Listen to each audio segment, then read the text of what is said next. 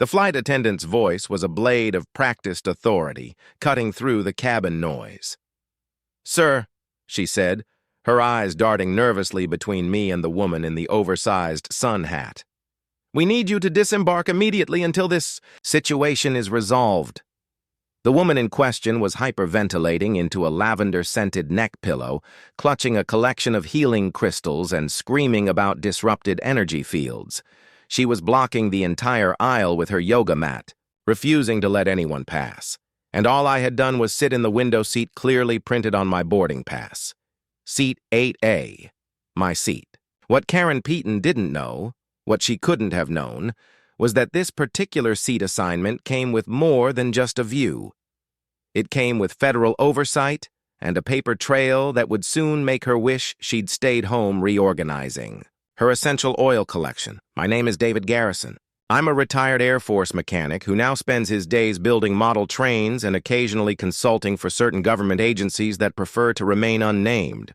I live in Meadowbrook Estates, a suburban development that looks like it was designed by someone who decided every house needed crown molding and a three-tiered fountain.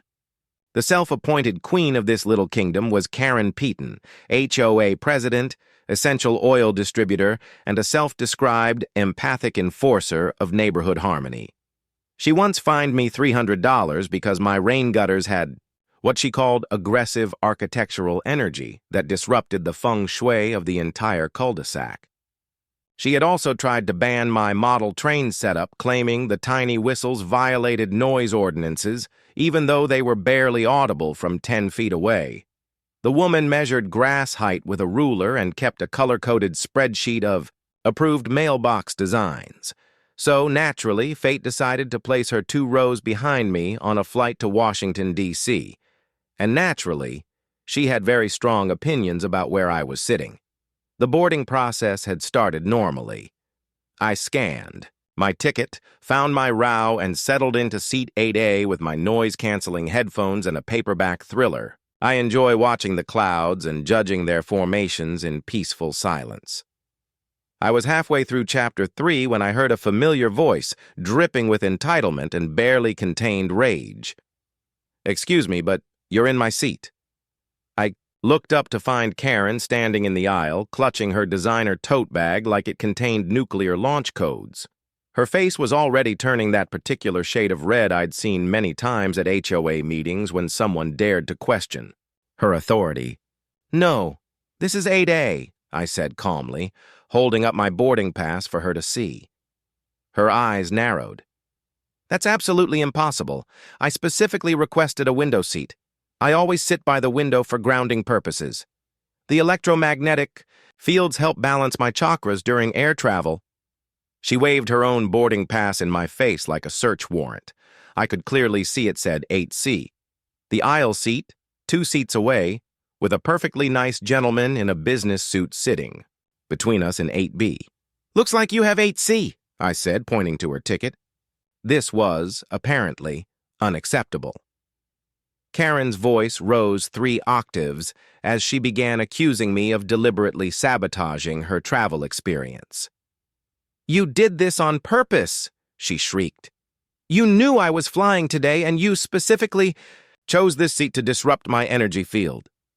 People were starting to turn and stare. Several passengers had their phones out, no doubt recording what was quickly becoming in-flight entertainment. I simply adjusted my tray table and went back to my book. A flight attendant appeared, her smile practiced. "Ma'am, please take your assigned seat so we can finish boarding." But Karen was on a roll. She launched into a tirade about how I had been harassing her for months back in our neighborhood, how I deliberately parked my car to block her view of the sunrise, how my model trains were a form of psychological warfare. "I don't feel safe with this man on the aircraft," she announced loudly enough for the entire plane to hear. "He's been stalking me, trespassing on my property to stare at my succulent garden, and sending me threatening messages through the placement of his garbage cans." The flight attendant's smile faltered. The captain was called. Then airport. Security. Then, because Karen insisted this was a federal matter involving interstate harassment, the TSA got involved. She stood there with a smug smile, convinced she had won another battle, and actually started giving other passengers her business card for her essential oil pyramid scheme while security prepared to escort me off the plane. What Karen didn't know, what she couldn't have known, was that my seat assignment wasn't random. It was a courtesy placement from a certain federal agency I occasionally did consulting work for. Nothing dramatic, just a simple request for someone with security clearance to casually observe a person of interest who would be sitting in first class. A simple matter of being eyes and ears. As the two TSA agents escorted me to the jet bridge, I calmly reached into my wallet and produced a small, unassuming business card with nothing but a phone number on it. "You might want to call this number before we go any further," I said, quietly to the lead agent. He looked skeptical, irritated, but he made the call. I watched his expression shift rapidly from annoyance to deep concern and then to something approaching panic.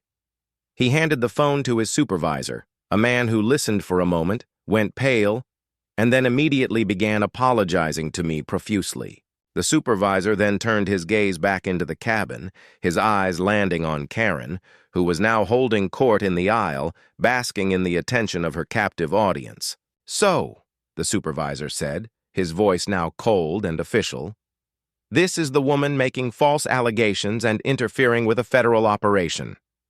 Karen's face went from triumphant to confused, and then to terrified, in the span of 3 seconds. "Federal operation?" she stammered. "What federal operation? I'm the victim here. This man has been harassing me." The supervisor was not amused. "Ma'am," he said, his voice flat, "making false statements to federal agents interfering with air travel and disrupting an active federal operation are serious charges. You'll need to come with us." Karen tried to argue. Then she tried to claim diplomatic immunity because she was the president of an HOA, which she insisted was basically a small government. None of it worked. She was removed from the plane while passengers filmed and cheered. Her designer luggage was pulled from the cargo hold. Her yoga mat was confiscated as potential evidence, and her essential oils were tested for controlled substances. I was escorted back onto the plane to a round of applause and immediately upgraded to first class, where I spent the flight enjoying complimentary wine while keeping a casual eye on the congressman's nephew 3 rows ahead, a man who seemed about as threatening as a golden retriever puppy. Karen, meanwhile, spent the next 18 hours in federal custody at the airport, in a holding room with flickering fluorescent lights and a vending machine that only accepted coins. She was questioned extensively about her false allegations and her pattern of harassment. The investigation revealed she had filed over 300 false complaints with various agencies over the past 5 years, for everything from neighbors running meth labs when they were actually making kombucha, to a garden gnome that was supposedly sending her coded threats. 3 weeks later, Karen stood before a federal judge, still insisting she was the victim of a vast conspiracy.